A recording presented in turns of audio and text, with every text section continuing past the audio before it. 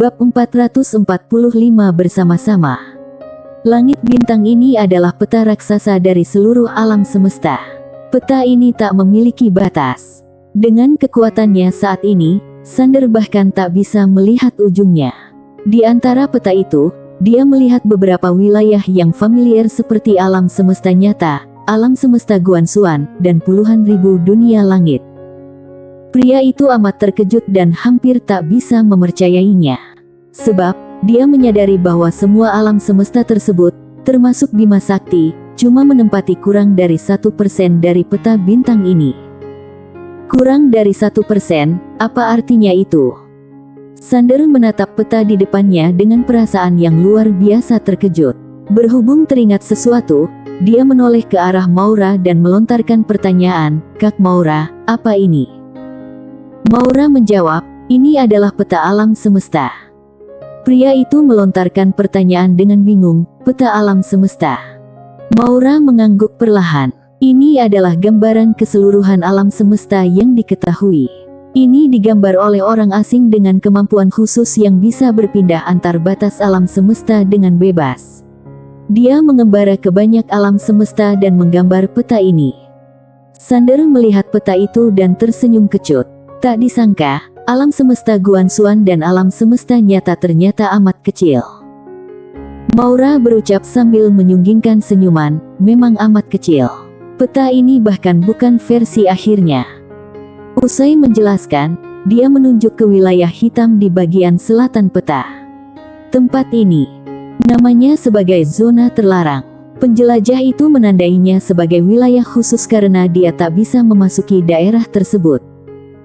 Sander melontarkan pertanyaan seraya mengernyit, "Tak bisa masuk ke daerah itu?"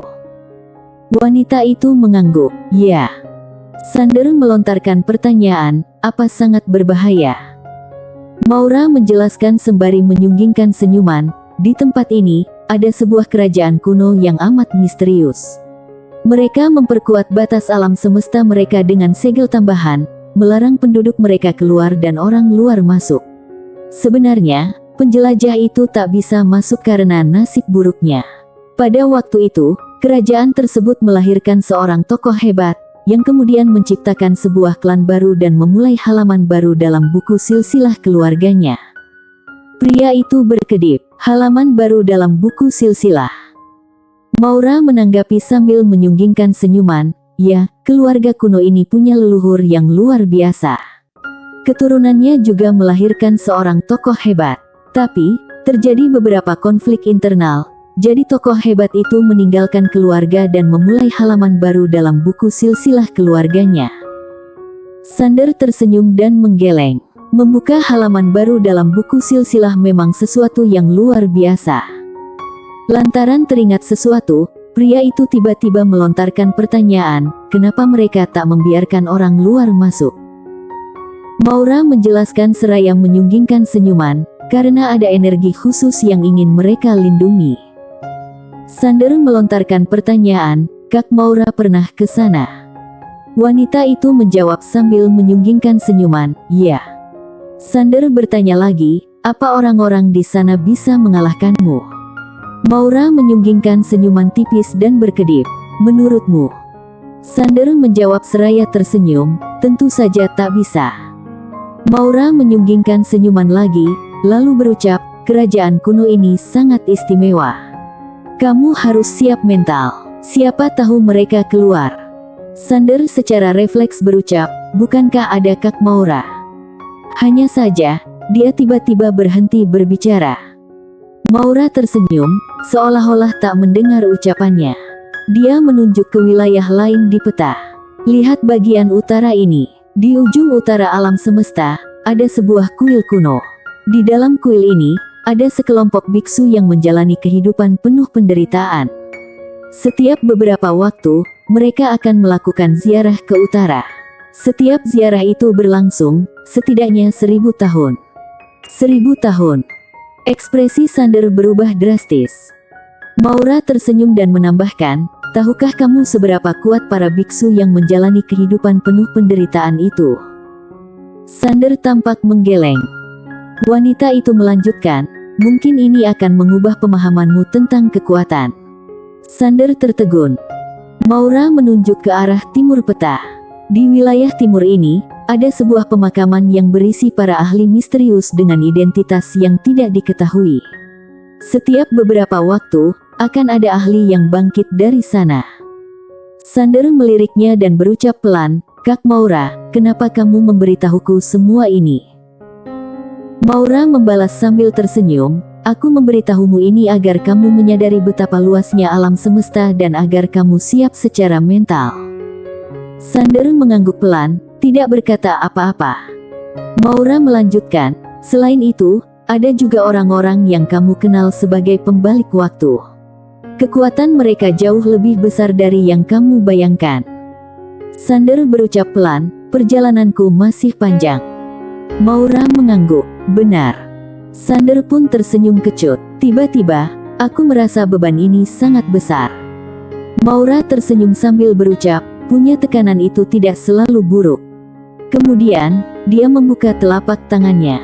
Peta alam semesta itu tiba-tiba berubah menjadi cahaya dan terbang ke tangannya, lalu berubah menjadi sebuah gulungan. Dia menyerahkannya kepada Sander. Sander sedikit terkejut. "Untukku." Maura mengangguk, "Simpanlah peta ini, kelak akan berguna bagimu." Sander tidak menolak dan menyimpan peta alam semesta itu. Maura berucap sambil tersenyum, "Ayo, kita pergi." Sander mengangguk, "Baik." Keduanya meninggalkan gua. Saat mereka keluar, Sander menyadari bahwa kekuatannya telah disegel kembali. Menyadari hal ini, Sander tersenyum dan menggelengkan kepala. Perasaan tak tertandinginya hilang lagi. Kala itu, sudah malam dan sekelilingnya gelap gulita. Hanya di kejauhan, di arah desa Mao, terlihat beberapa cahaya samar. Sander berucap, "Kak Maura, bagaimana kalau kita pergi ke desa Mao untuk beristirahat semalam, besok kita baru kembali ke kota Yanjing. Bagaimana menurutmu?" Maura mengangguk, "Baik." Tak lama kemudian, Sander membawa Maura ke puncak bukit. Dari posisi mereka bisa melihat seluruh desa Mao. Pada saat itu, seluruh desa Mao dipenuhi cahaya lampu, terang benderang seperti lautan bintang. Pemandangannya sangat menakjubkan. Dari tempat mereka berdiri, pemandangan yang indah itu terlihat sangat jelas. Sander tidak bisa menahan kekagumannya. Tidak disangka, pemandangan malam di sini begitu indah. Maura tersenyum, lalu menatap pemandangan malam desa Mao dengan penuh sukacita. "Cantik sekali." Sander berucap sambil tersenyum, "Kak Maura lebih cantik." Maura menoleh dan menatap pria itu. Matanya bersinar penuh senyum. "Benarkah?" Sander mengangguk. Maura pun tersenyum. Dia menggenggam tangannya, tanpa berkata apa-apa. Sander menggenggam tangan Maura dan mereka berjalan menuruni bukit. Tak lama kemudian, mereka tiba di desa Mao. Berhubung desa Mao adalah tempat wisata, malam hari di desa ini lebih ramai. Jalanan dipenuhi orang yang berlalu lalang, kebanyakan pasangan. Mereka terus berpose dan berfoto, sangat gembira. Sander dan Maura berjalan di jalan yang ramai. Mereka segera menarik perhatian banyak orang. Kecantikan dan ketampanan mereka benar-benar luar biasa. Bagi orang lain, mereka seperti pasangan yang serasi. Maura melihat sekeliling dan tersenyum. Ini adalah kehidupan duniawi. Sander mengangguk. Ketika melihat pemandangan di depannya, dia tiba-tiba merasa bosan dengan kehidupan yang penuh pertarungan. Makan, minum, bermain, bersenang-senang, menggoda gadis, hidup seperti itu sepertinya juga cukup menyenangkan. Maura menoleh melihat Sander dan tersenyum. "Lihat, banyak wanita yang tak kuasa melihatmu." Sander tersenyum. "Aku juga melihat banyak pria yang iri dan cemburu." Maura kebingungan. "Iri dan cemburu, kenapa?" Sander menjelaskan sambil tersenyum, "Karena aku sedang menggandeng wanita tercantik di sini." Maura mengedipkan mata dan tersenyum. "Kamu ini cuma jago bicara." Sander tersenyum, tidak berkata apa-apa. Dia hanya menggenggam tangan Maura dengan erat. Setelah berjalan-jalan sebentar, mereka masuk ke sebuah warung mie. Maura melihat papan menu di dinding dan tersenyum. Bos, 2 mangkuk mie tahu. Pemilik warung di belakang meja bertanya, mau pakai apa? Maura melihat lagi, lalu menjawab, tambahkan kerupuk dan telur. Dua-duanya sama. Pemiliknya mengangguk. Oke.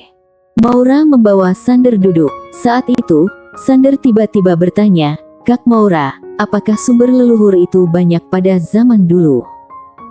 Maura bertanya balik sambil tersenyum, kenapa tiba-tiba bertanya tentang itu?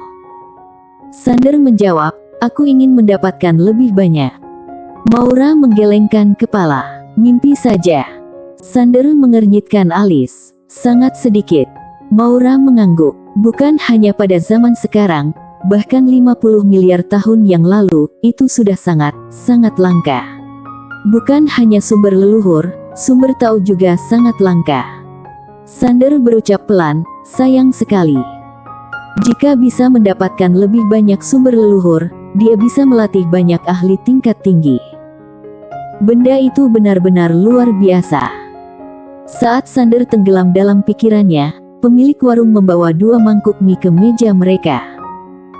Begitu Sander melihat mie di depannya, di atasnya ada tahu besar yang direbus dalam air, tetapi ada juga sedikit saus di sampingnya. Maura tersenyum, celupkan dan makan. Sander mengangguk, baik. Dia mengambil beberapa helai mie, mencelupkannya ke dalam saus, dan memasukkannya ke mulut. Maura bertanya, bagaimana rasanya? Sander mengangguk, enak. Maura pun tersenyum, tahunya juga enak, cobalah. Sander melihat ke arah Maura. Kak Maura suka makan ini. Maura mengangguk. Ketika pertama kali datang ke bumi, aku mengunjungi banyak tempat. Makanan di banyak tempat sangat enak. Kamu juga bisa jalan-jalan kalau punya waktu, sangat menyenangkan. Sander pun mengangguk. Baik. Setelah sekitar 10 menit, mereka membayar dan pergi. Di jalanan sudah agak malam, orang makin sedikit. Mereka menemukan sebuah penginapan. Di resepsionis, seorang gadis melihat mereka dan berucap, 1 malam $399 lowata. Depositnya $500 lowata. Beberapa saat kemudian, mereka memasuki sebuah kamar. Kamarnya tidak besar, tetapi bersih dan rapi. Yang paling penting, hanya ada 1 ranjang. Akibat pertempuran sebelumnya, Sander merasa tidak nyaman, jadi dia berucap, Kak Maura, aku mau mandi. Setelah itu, dia berjalan ke kamar mandi. Maura berjalan ke jendela dan membukanya. Angin gunung yang sejuk bertiup masuk. Melihat pemandangan malam di kejauhan, senyuman muncul di wajah Maura. Saat itu, Sander keluar dari kamar mandi. Dia berjalan ke samping Maura. Setelah ragu-ragu sejenak, dia memeluk Maura dari belakang dengan lembut, lalu berucap pelan, Kak Maura. Maura tiba-tiba berbalik melihatnya. Kamu mau melakukan itu denganku? Sander terdiam. Bersambung. Bab 446 baju perhiasan perak. Melakukan itu. Ucapan Maura membuat Sander terkejut. Dia tahu apa arti dari melakukan itu. Dia melihat pria itu sembari menyunggingkan senyuman. Meskipun kata-katanya agak vulgar, tatapannya tetap sangat jernih. Sander menggeleng sembari berucap, aku cuma mau memelukmu, tak ada maksud lain. Wanita itu menyunggingkan senyuman. Dia tak berbicara lagi, sebaliknya melihat keluar jendela dan berujar, terakhir kali aku datang, itu di siang hari. Jadi, aku melewatkan pemandangan malam di sini. Untungnya, kali ini aku bisa melihatnya. Kalau tidak, aku pasti bakal menyesalinya. Sander memandang keluar jendela. Dari sana, dia bisa melihat banyak rumah yang tertata rapi. Rumah-rumah itu membentang dari tanah datar hingga ke lereng bukit. Lampu-lampu menyala terang bak lautan cahaya dan tampak sangat indah. Maura menyibakkan rambut yang jatuh di telinganya, lalu berucap, usai pergi kali ini, entah aku bakal punya kesempatan untuk datang lagi atau tidak. Ucapan wanita itu membuat ekspresinya berubah. Pria itu melontarkan pertanyaan, Kak Maura, kamu bakal pergi? Wanita itu menjawab sembari menyunggingkan senyuman, "Kamu juga, kan?" Sander terdiam. Dia memang harus pergi dari sini. Dia datang ke Bima Sakti dengan sebuah misi. Usai mengambil alih Sekte Galaksi, dia harus pergi. Lagi pula, di alam semesta Guansuan masih banyak hal yang harus diurusnya. Maura mendadak menyunggingkan senyuman. "Tidur yuk." Sander kembali dari lamunannya. "Baik." Maura berjalan ke ranjang dan berbaring. Pria itu melihatnya berbaring di depannya. Dia mau naik ke ranjang, tetapi ragu-ragu. Hari ini, Maura memakai gaun panjang berwarna putih yang sederhana. Sepasang mata indahnya begitu jernih dan terkesan seperti bunga teratai di puncak gunung salju yang suci. Hal ini membuatnya tak berani berbuat kurang ajar. Melihat Sander berdiri di samping ranjang, dia pun mengedipkan mata. "Kenapa?" Sander membalas sembari tersenyum kecut, "Aku tidur di sofa saja." Maura memutar mata ke arahnya, lalu mengejek, "Dasar munafik." Usai berucap demikian, dia menepuk tempat di sampingnya dengan tangan kiri. "Sini." Sander tersenyum lebar dan segera naik ke ranjang. Dia berbaring di samping Maura.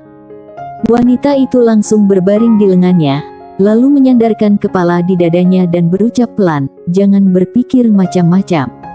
Aku ini kakaknya Selina dan Selin." Sander tersenyum kecut. Sebelumnya dia memang tak berpikir yang aneh-aneh. Sekarang, pikirannya jadi kemana-mana karena omongan Maura. Maura menatapnya dengan tatapan licik. "Bagaimanapun, aku sangat percaya pada kepribadianmu." Sander tersenyum makin kecut. "Kepribadian sialan." Wanita itu menambahkan, "Peta alam semesta itu harus disimpan baik-baik. Peta itu sangat istimewa, bakal sangat berguna untukmu di masa depan."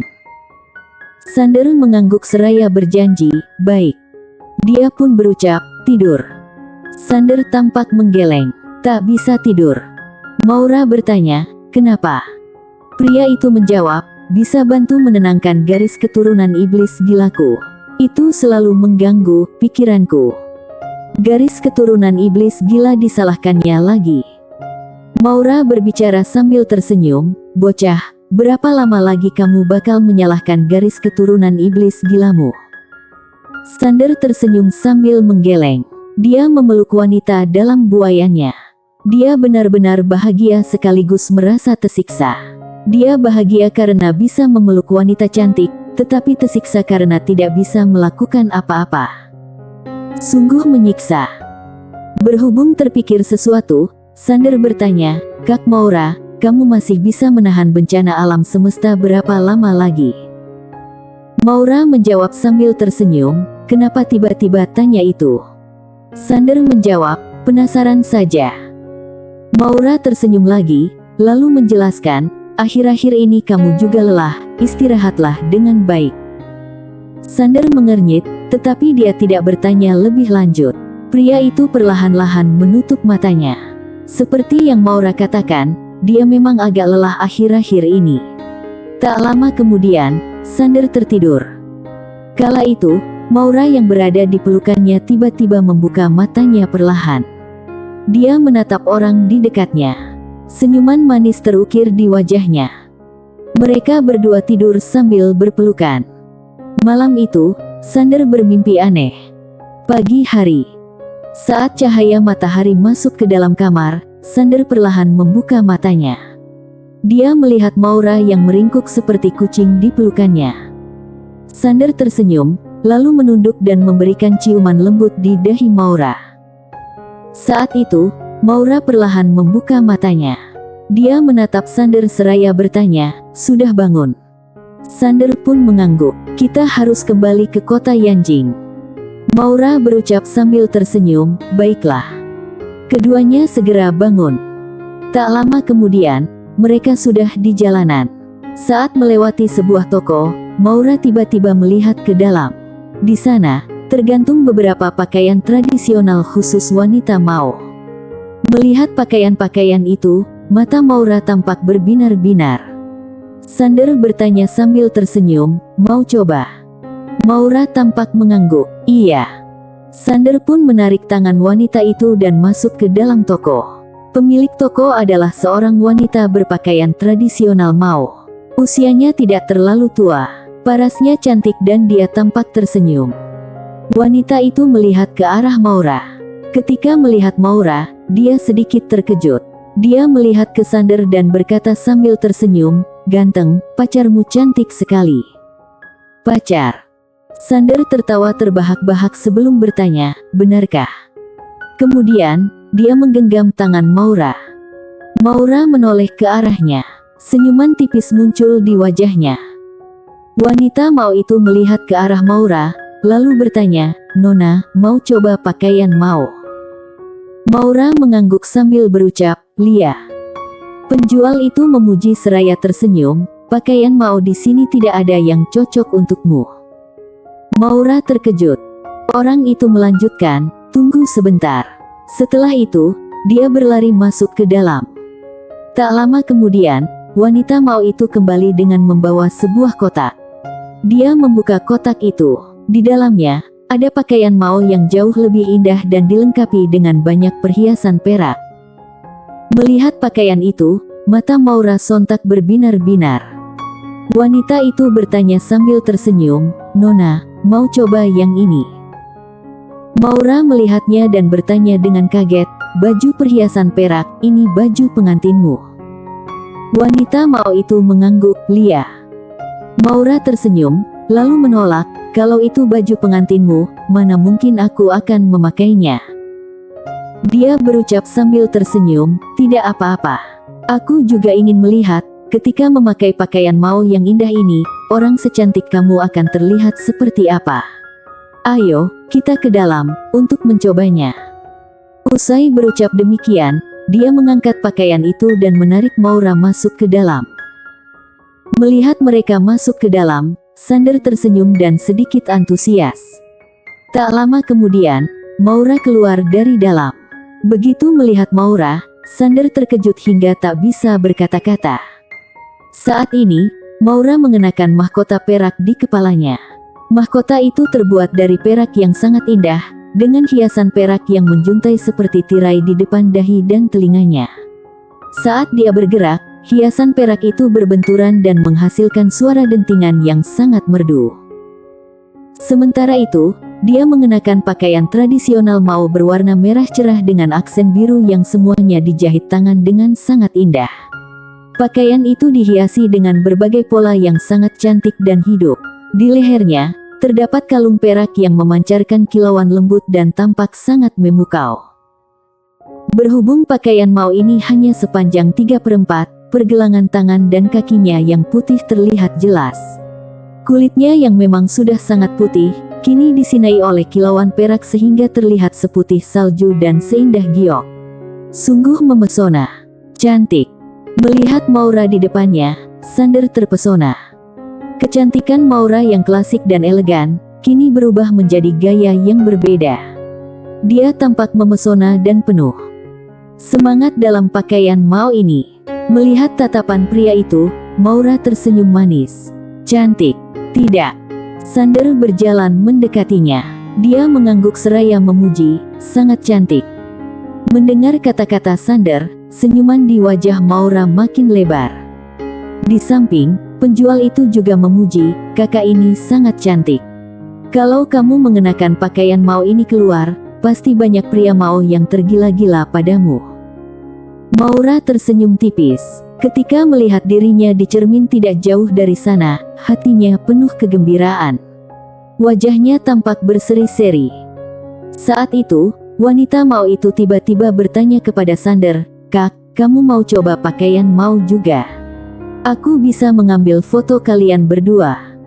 Sander melihat ke arahnya dan bertanya, "Aku?" Wanita itu mengangguk, "Iya." Sander melihat ke arah Maura. Wanita itu menatapnya sejenak, lalu berucap sambil tersenyum, "Kalau kamu tidak mau, aku tidak akan memaksa. Tapi nanti, aku akan suruh Selina tidak tidur denganmu." Sudut bibir Sander berkedut. "Kak Maura, ancamanmu ini benar-benar menakutkan." Melihat ekspresi Sander, Maura meliriknya dengan sedikit malu. "Cepat ganti pakaian." Sander pun tertawa, lalu melihat ke arah wanita itu. "Baik, mohon bantuanmu." Dia tersenyum sambil berucap, "Ikuti aku." Tak lama kemudian, Sander keluar. Pakaian pria Mao lebih sederhana dibandingkan wanita. Hanya ada baju dan celana kain yang polos. Namun, dengan ketampanan Sander, pakaian sederhana itu terlihat luar biasa di tubuhnya. Orang yang tampan, pakai apa saja tetap terlihat bagus. Maura melihat sekilas ke arah Sander yang mengenakan pakaian Mao. Sudut bibirnya terangkat, sangat tampan. Sander tertawa terbahak-bahak sambil menggenggam tangan Maura dengan erat. Saat itu, wanita Mao itu mengambil kamera. Dia berucap sambil tersenyum, "Ayo, berdekatan. Aku akan ambil foto kalian." Keduanya tampak mengangguk. Wanita Mao itu mengarahkan kamera ke mereka. "Ayo, senyum." Keduanya tersenyum. Wanita Mao itu menekan tombol, lalu mengabadikan momen mereka dalam sebuah foto. Tak lama kemudian, keduanya kembali mengenakan pakaian mereka sendiri. Penjual itu mengantar mereka sampai pintu. Saat itu, Sander tiba-tiba bertanya, "Kamu punya kertas dan pena?" Wanita itu segera mengangguk, "Ada." Dia bergegas mengambil kertas dan pena. Sander mengambil pena dan mulai menulis di atas kertas. Orang itu melihat dengan penasaran. Tak lama kemudian, Sander meletakkan pena, lalu menyerahkan kertas itu kepada orang itu. "Ini untukmu, di waktu luang, kamu bisa berkultivasi sesuai yang tertulis di sini." Wanita Mao itu tampak berkedip. "Berkultivasi?" Sander tersenyum, "Lia." Usai berkata begitu, dia meletakkan pena dan membawa Maura pergi. Wanita itu melihat kertas dengan penasaran. Setelah Sander dan Maura menghilang di ujung jalan, dia menyimpan kertas tersebut, lalu kembali ke toko. Dia mengambil foto mereka dari kamera dan menempelkannya di dinding yang paling terlihat. Berhubung setiap orang yang membeli pakaian Mao di sini akan difoto, dinding itu penuh dengan foto-foto pasangan. Tak diragukan lagi, foto Sander dan Maura adalah yang paling mencolok. Dia melihat foto mereka dan tersenyum manis, lalu berbalik masuk ke dalam. Sander dan Maura tidak akan tahu bahwa foto ini akan mengubah nasib mereka suatu hari nanti. Tentu saja, itu adalah cerita yang sangat jauh di masa depan. Bersambung.